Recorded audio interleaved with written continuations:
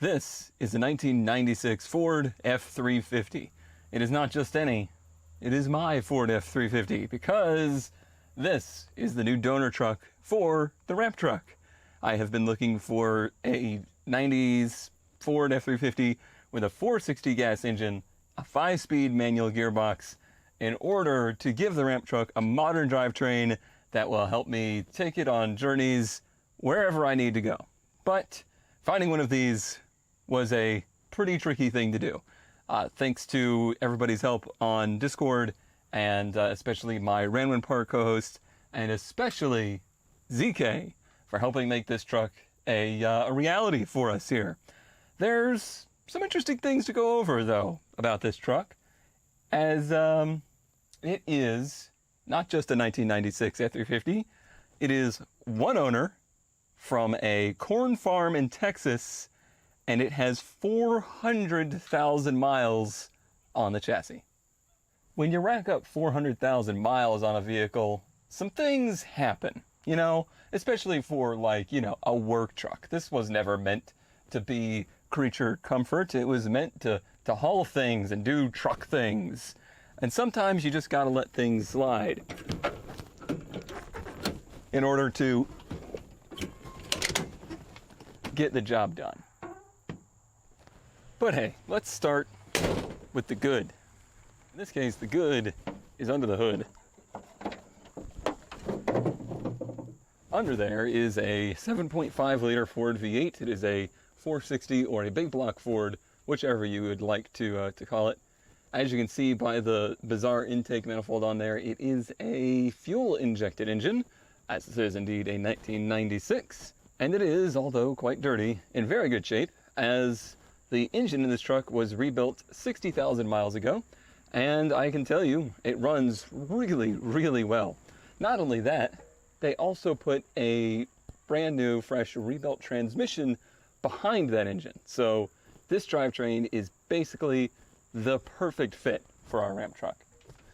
It even fires right up. Now, there's some interesting parts to that, mostly that you have to press the entire pedal box down into the firewall in order to get the safety switches to pass.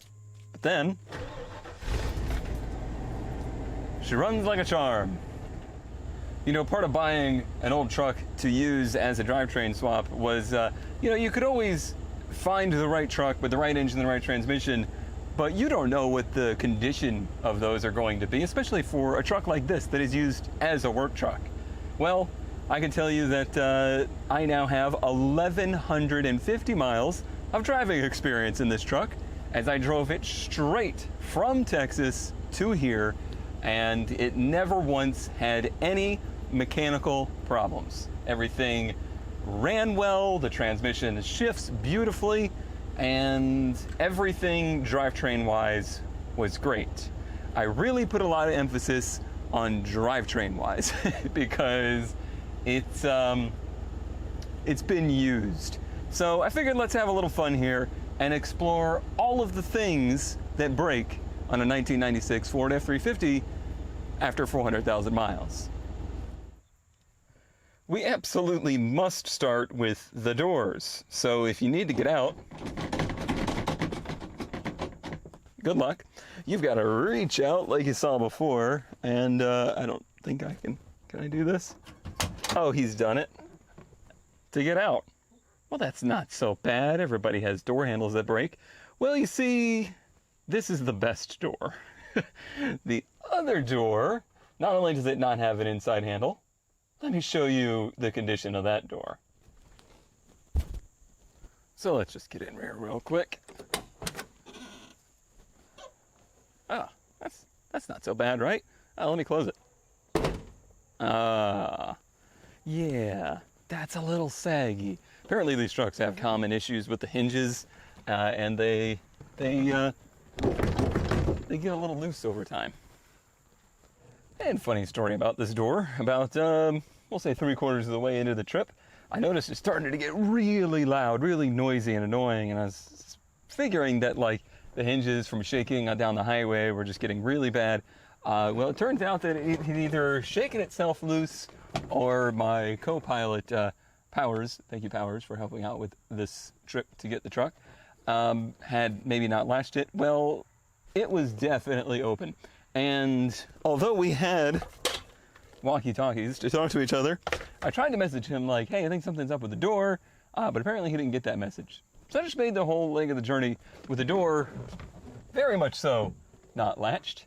And it wasn't until I finally was like, all right, I gotta stop. I really had to pee, to be honest. And we pull in to a parking lot, and the door just kicks all the way open. I wish I had footage of that, because there was somebody next to me in the lane over, turning, like double turn lane style, and I'm sure that was a real treat for them. And of course, also the doors, the window cranks are missing their knobs. These quarter windows, although freaking amazing, by the way, they don't stay in place very well, and they let all of the air in. How about the back doors? Not only has it had some spectacular body modification, the hinges are even worn out on the back ones. And you can't roll down the window because there's no handle. But that's all right. If you really wanted to sit in the back seat, it's a toolbox now.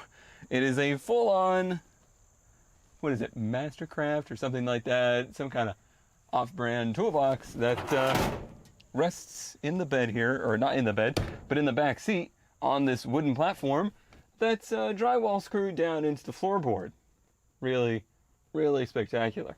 But if you need to hang some stuff up, all right, we got ourselves railroad ties and some angle iron.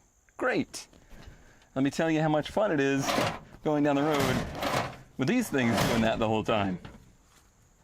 One more door to go. That one, of course, hinges bad. But look, we have a window crank. Except for the fact that the window track is popped off on this window. So you don't really want to lower that one too much. We got ourselves a nice little wooden drawer set here.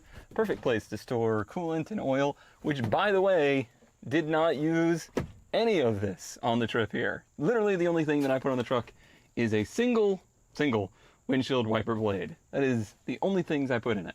Did I mention, by the way, that if you accidentally lock the door, dear help you, this is not connected to the locking mechanism. That keyhole is not matched to the keys that are in the ignition, so you can't actually unlock it even with the key. We must, of course, look at the plush interior here with ample butt modifications and clutch pedals that have lost their pads, but I don't actually know what is going on with the pedals, but you can see as you push the clutch pedal, it pushes the brake pedal out, and the exact opposite happens. So if you're using both pedals at the same time, if you press one, it like undoes the other one a little bit. That's real interesting down the road, let me tell you. Took a little getting used to. Also, great location for your trailer brake. That's that's pretty good. Nice and out of the way, right? No, yep, it's fantastic actually. That's great. Dashboard, doing dashboard things. You know, I'm being real rough on the thing here, but I'm just saying this is what you can expect after 400,000 miles as a work truck. And it's actually pretty fascinating to see the wear items that, most people, if this was their daily driver, would be like, I gotta fix that. But a work truck, it just doesn't matter. It doesn't matter if it's cracked like this, because in Texas, as long as it's not cracked right here, it's not a problem. It can be cracked everywhere else in the world. What does this switch do? I still don't know. ZK won't tell me, but he says he figured it out. Sometimes in older vehicles, the rear view mirror can lose its reflectiveness. This one decided to lose its reflectiveness directly in the middle where you would be seeing vehicles. Really convenient. When I was looking at these trucks, I commonly saw that the shift pattern on the shift knob was never facing the right direction. Oh, it just made me so mad. Why would people not just put it in the right spot? That's why. That's why they don't. The glove box. It's connected, sort of.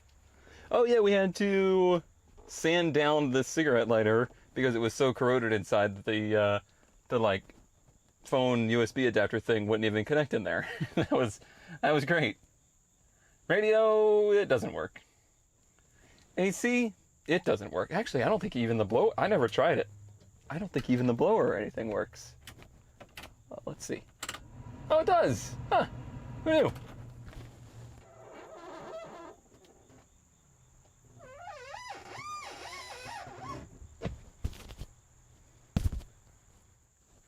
Well, you say that's, it's a hard life. Yeah, the thing's really been through a lot, but I bet you because it's from Texas, it's rust-free. And let me tell you, that ain't true.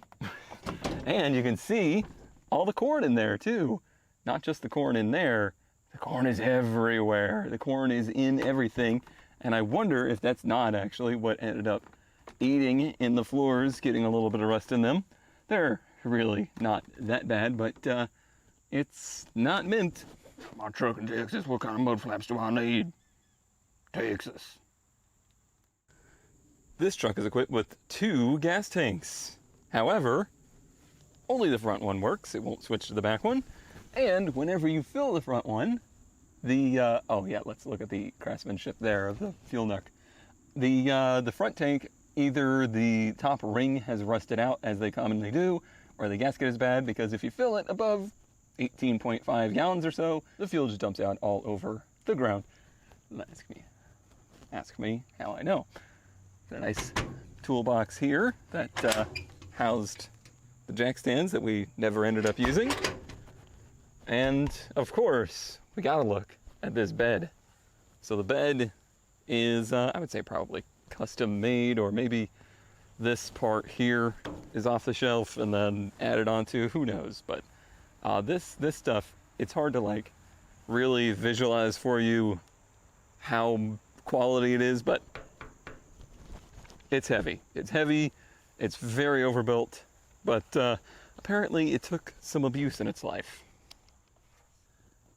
Yeah, it's taken some hits, and this is some seriously thick steel here. It's not just like a big piece of plate, it's also, pretty well reinforced, so that thing's taken some serious hits. One reason for that could be because it was a gooseneck truck, so it's got a hitch in the middle there.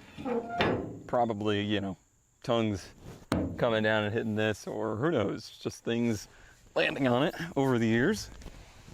This is known as a welding bed, and because of that, it has, up in here, holes for 2 tanks to mount right here, but it has been covered up with a piece of plate that they welded some carriage bolts back down into place. And of course, here's the back seat. Can you believe they actually held on to this back seat? Like, how many years is this? This is 14 years that they probably have had that back seat out, and they were like, oh yeah, let's sell that old Ford. Oh, I remember the back seat for that thing. Yeah, I remember the back seat for that thing. Well, it's going to make a great new garage couch. Also, it may be a little hard to tell, but the bed is actually completely bent down this right corner. Who knows what happened there? But one theory is this is where a vise was previously mounted. So somebody was torquing down on there a little too much. The rear hitch situation is interesting. Apparently it works. Unfortunately, they welded this bed straight to the frame. So that's going to be fun to remove if I desire to do so someday, and I kind of do. There's a second fuel tank back here that we haven't quite figured out if it works or why it doesn't work. I don't know that I'm going to be able to use that one in the ramp truck because there's ramps back there. But it sure would be nice because we had some seriously close calls to running out of fuel. Exhaust system? Sort of. I think we're missing a muffler there, and that's not the only leak. Although it's wore out, it's beaten down, this truck is, I think, exactly what we needed for our project. There's so much stuff here that I can use. Not only the engine and the transmission, it's got a great 5-row or something aluminum radiator in the front. This thing ran cool the whole trip in traffic doing 75 at times on the highway. It could do more, but it's, it's a big truck, a lot of weight, and you can just tell it's not super happy doing more than that. But it ran great. The transmission is very good. I think it's going to be a great fit. Not only is it an overdrive transmission, so now we have that ability, but also it does have a granny first gear, but it has a granny first gear that you can actually shift out of. I did learn that you do have to do a little bit of an extra pause in that shift. It's not like a regular 1-2 shift. You start this thing in second gear almost all the time, but if you do start in first, you can get to second easily. You just gotta be a little slower about it. But never had any moments of gear lockouts, never had any gear grind issues. It was great. There's a ton of, frankly, metal here that I will end up using. We're going to use the fuel injection system, and these are pretty easy to do standalone. So either I'm going to try and do my own wiring modifications to make it standalone to run on the truck. Otherwise, there's a whole company dedicated to making standalone harnesses and computers for this engine using the factory parts. So that would be a great alternative if that doesn't work out with me doing the modification. And I don't know, we might use the rear end of the truck eventually. In its current configuration, it seems like it's almost about a foot wider. I don't know if that's just in the wheels or if it's in the actual axle width. If it is an axle width, that might be a bit of a problem, but that's something we'll have to address. Interestingly, this truck is exactly the same wheelbase as Jesse, which does raise a question for me. I know it's going to raise a question for some of like, could you just body swap them? But the involvement there is extremely high. Just getting the body to work on this frame at all, just the cab itself, is a huge undertaking. Getting the ramp that was built specifically for that truck, custom made to work on this frame, is a massive undertaking of moving exceptionally heavy parts. So I don't think that is a future. The future of this truck, though, is probably for the foreseeable future. The truck is going to stay here, stay with me, and I'll just keep pillaging it. And who knows, there might come a day when people need parts off of trucks like this because they got used, they got used up. And there is potentially stuff here that people will need. But I got myself a new toolbox. I got a lot of things that will come in super handy from this on the ramp truck. So now begins the thrash, because before Powers leaves, we got a few days here of work. We're going to try to tear down the front end of this, pull the drivetrain, and pull the drivetrain on the ramp truck, and at least get this engine in the ramp truck mounted and ready to be hooked up. That is the goal. I again cannot say thank you enough to ZK for actually going and buying the truck for me after I basically sent him money and was like, hey, I want this thing. Let me know if it's good. If it is, take it home. And it was a hotly contested thing. Like, people were very interested in buying it. So thank you for taking the time to do that. Blanca and ZK for letting me come over and get it, and allowing me and Powers to stay. It was a lot of stress for us, and I'm sure for you. We went through very rigorous safety-minded things to get that to happen, including basically we drove straight from here to there and from there to here. We didn't stop places. We filled it up with gas. That was it. There was no mingling. There was no interaction. It was literally just the two of us, get gas, get there, take a day to recuperate, get home. Also, eating some really good Texas waffles and chicken. Got to include that part of it. And then, of course, to Powers for taking not only just time out of his days, but he probably took time off of his life, because he drove like 9 hours to my house. The next day we drove 16 hours there, and then drove 19 hours back because we had to avoid a particular hurricane. Thanks, Sally, on the highway. So we had to take a really, really long out of the way route to avoid a hurricane. So that's like 36 hours of driving or something like that in a matter of 3 days. So that takes a certain level of crazy. Thanks for being that level of crazy, like me. To get ready, follow on Twitch, because we're going to be live streaming the process of ripping this truck apart, taking the good part out, and putting it in the Ram truck. So like I said, thank you to Powers for helping me get this thing down here and enduring, I think, 36 hours of driving within 72 hours. It was something ridiculous like that. But I guess it's time now to start like tearing this thing apart and getting the engine out. Got to get the engine out of the ramp truck and then switch them and all that kind of stuff. So you ready to get into that? Powers? Powers? Powers?